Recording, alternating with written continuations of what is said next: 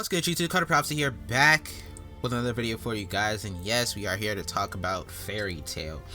Now, it has been a minute since I last made a FAIRYTail video, but that was mainly because, like, at the time there wasn't a lot of news dropping for FAIRYTail. But since then, there has been some stuff come out. It wasn't a lot. It wasn't enough for me to actually warrant an entire video over a lot of it. But I figured, since now the game has a definite release date, and it seems like this is a date that's going to be sticking to for a while, because as you know, the game was supposed to come out back in March.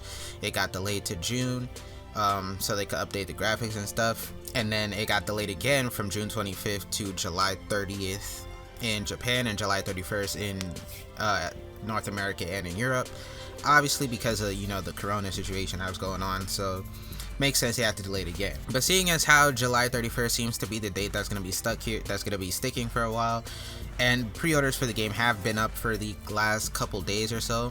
It's available on Switch, PC, and PS4. I figured what better time to make this video of going over everything that the game has to offer, for the most part, just mainly for anybody that's still on the fence about getting the game, as well as anybody who just may not know that much about the game because they haven't been keeping up with it, or people who probably haven't heard about the game at all in general, just to put awareness, like I said, just to put awareness out that the game is dropping, that it is a game, because I know not a lot of people are talking about this game like that, and it's a game that really doesn't have that much promotion unless you actually know about it, so it's like, might as well, you feel me? But yeah, with all that being said, if you guys are hyped for the FAIRYTail game, or if you're just, if you just like the video in general, hit the like button down below for the kid. It helps the channel out a lot. It's free, it don't cost you anything, and hit the subscribe button as well. Turn on bell notifications so you subscribe, and when I upload more videos, what I'm saying, I do talk about a lot of anime content and fighting game content, so if you enjoyed that, make sure to stick around. But with all that being said, long intro out of the way, you know how long-winded I am when it comes to these, I apologize, but hey,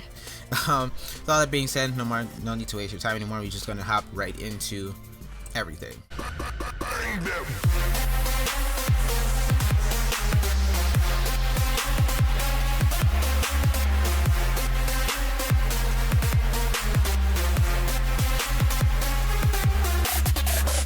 Alright, first thing we're going to be talking about is the story, what you're actually going to be playing through in the game. Now, there was a tweet a long time ago, well, not a long time ago, there was a tweet that was basically saying that the game is going to be at least 30 plus hours long worth of gameplay and story content and stuff like that.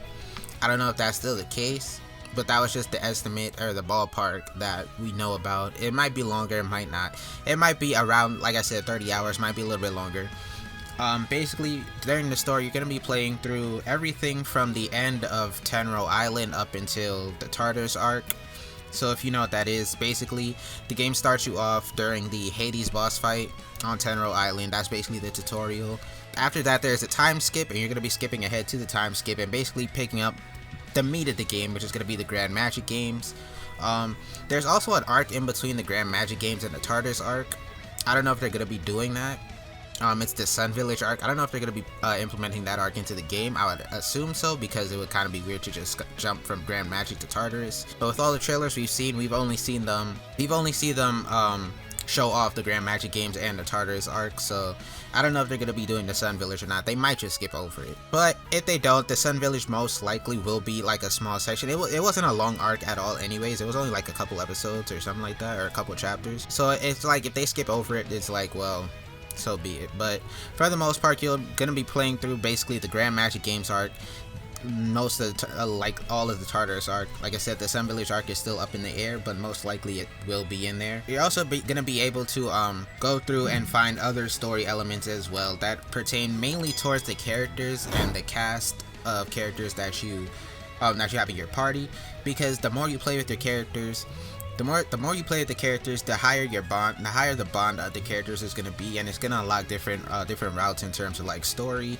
and story pertaining towards those characters. So you get a better feel of the character, and you get a better feel for how they fit in and what they really do during the world. And this is really good for people that aren't too versed in FAIRYTail, and they want to learn more about the characters. It's a good way to get a good insight on how the characters interact with each other, because it's a lot of original story bits. It's not stuff that was shown off in the anime. It's a lot of original stuff that pertains particularly to those certain characters. Like, you might have little cutscenes between Loxus and Mirror Jane that were never in the actual show or the anime, but like, it shows off how they interact with each other outside of like the actual gameplay and outside of like what the actual main storyline is doing, and it helps build like an extra layer of depth to the characters that you might not have known before, or that it helps build that relationship to the characters that you might not have seen before. Like I said, even if you're not versed in Fairy Tail, the game itself just tell you a lot of like recap stuff, and it just tell you somewhat about the characters, but it also wants you to figure that out for yourself by playing the game and playing with the characters and learning all that by yourself. So it's a good way to put newcomers into the series and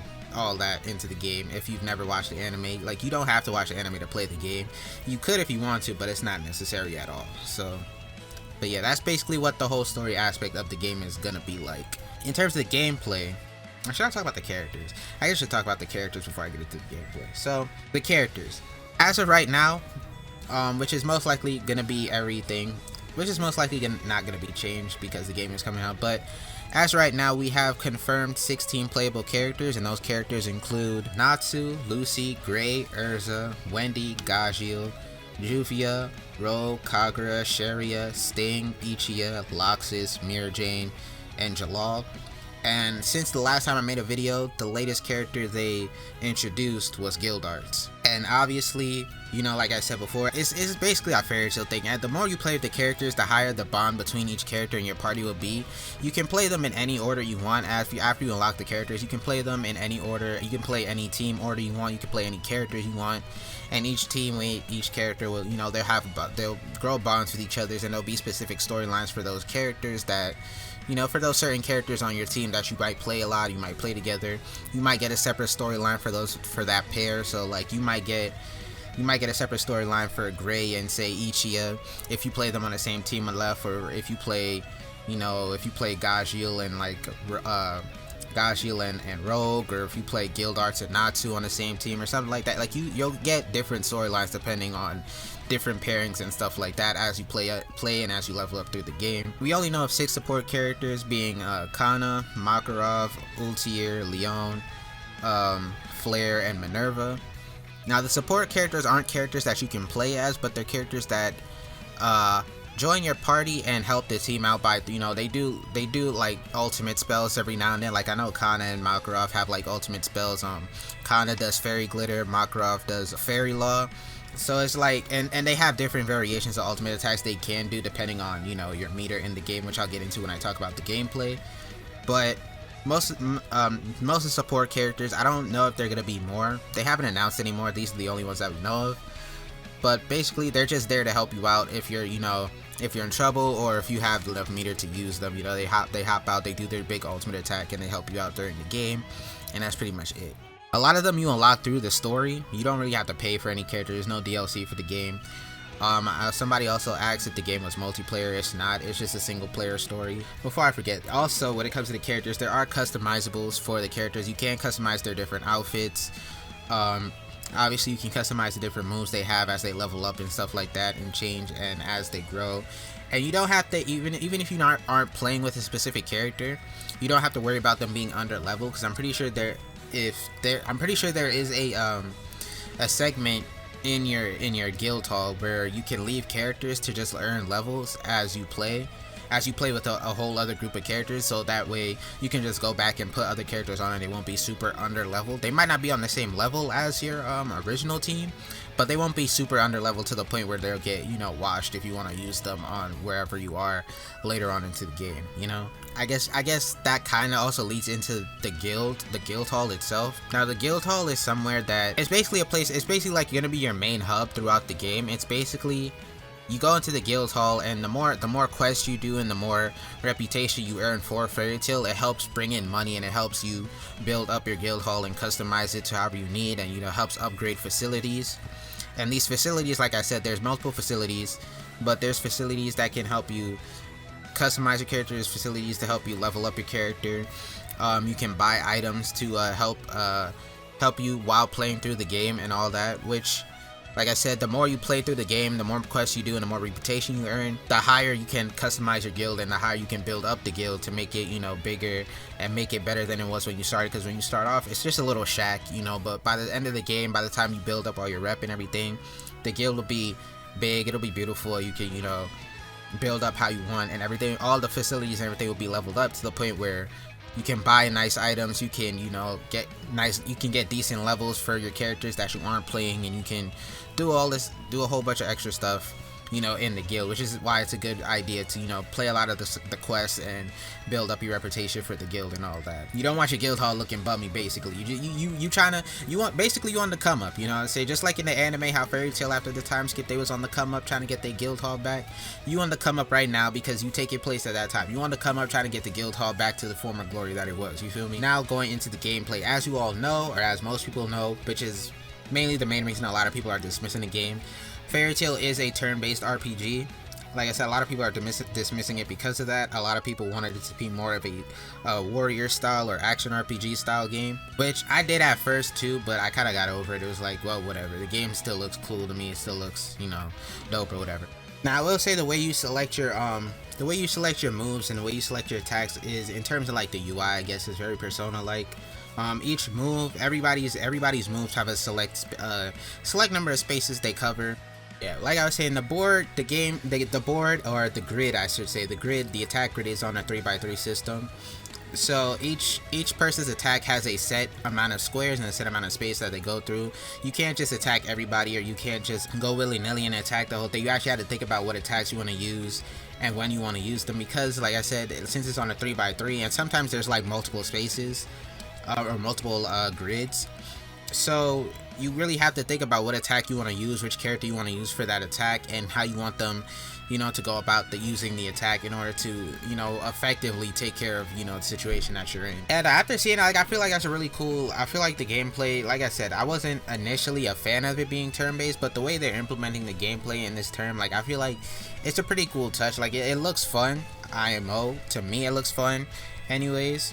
And I really like the fact that it's set up in a way that actually makes you think about what attacks you want to use and how you want to go about using your attack, instead of just willy-nilly just throwing the attack out and hitting everybody.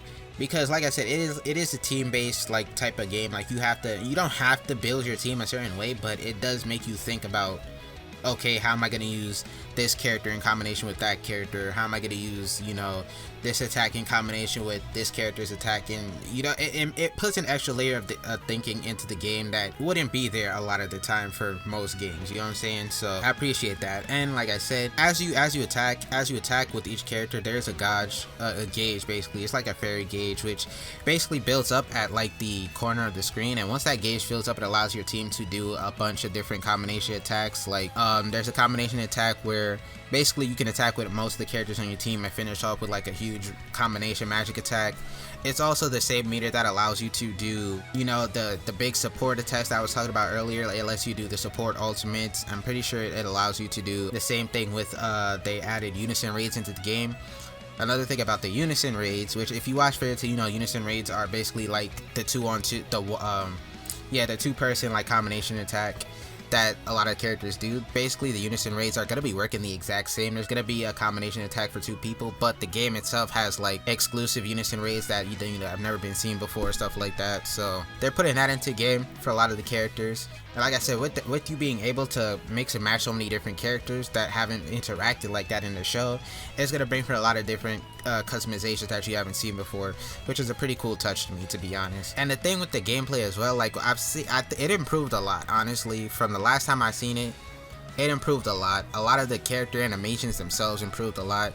The gameplay looks a lot more fluid. The attacks look more fluid. The characters don't look as stiff, you know. And they have these little like tidbits into the gameplay that nods towards you the fact that if you're a fan of the series, they're little Easter eggs and stuff like that you'll only get if you're a fan. Like it'll nudge to that, which I like as well. Like the game itself is basically like a callback for fans in themselves. You know what I'm saying? So I like that a lot. Out of battle, basically, it's not a super open world. It's like a semi-open world. Like you get to explore a lot of the explore a lot of the areas in and out of towns around Fiore. Basically, you know, you like in the demo that's most like in the gameplay that's most likely showing behind you get to explore Crocus, you get to explore around Crocus.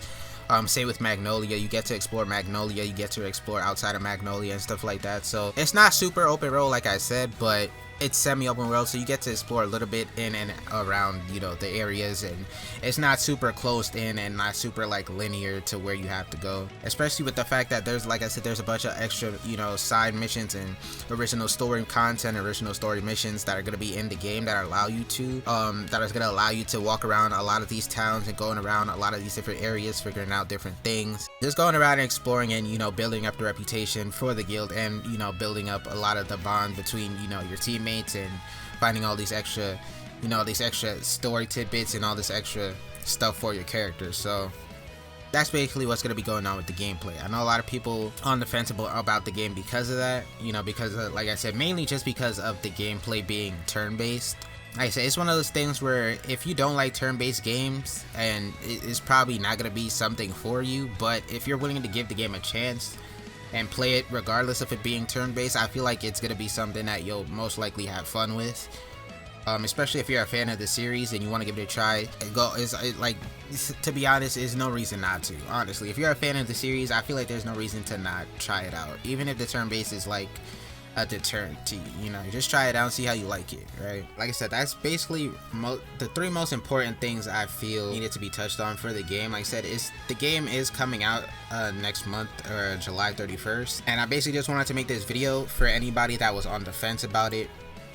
I really wanted to make this video for anybody that was on the fence about wanting to pick it up. I also wanted to make it for anybody that just didn't know about the game like that. You know, they might have saw the initial trailer but never kept up with it. This is basically to tell you everything that's going to be in the game before you go ahead and buy it, or if you were thinking about buying it, or if you know, if you're on the fence about buying it and all that. And like I said, it's up for pre-order right now for PS4, PC, and Switch.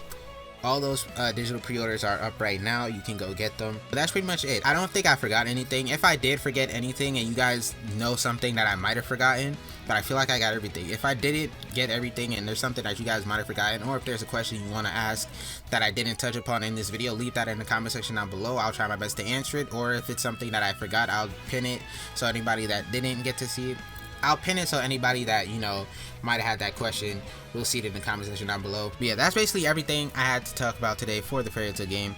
I'm most likely going to be getting it. I'm very interested to see how they implement the game. It looks fun to me. A lot of the graphics for the game look dope. They look a lot cleaner, and a lot of the motions and everything the characters doing look a lot more smoother and things. And I liked all the nods to the fans that they put into the game. Like, it's really dope to me. I really like what they're doing with the game. So yeah, but with all that being said, that's gonna be it for me. I hope you guys did enjoy the video. If you guys did, make sure to hit the video up with a like for the kid. Like I said, it don't cost you nothing but a click. You know, hit the subscribe button for the boy, turn on bell notifications, that way you get notified next time I upload. But with all that being said, that's gonna be it for me. I hope you guys did enjoy the video. As always, thank you guys for watching, and I'm out. So, boy.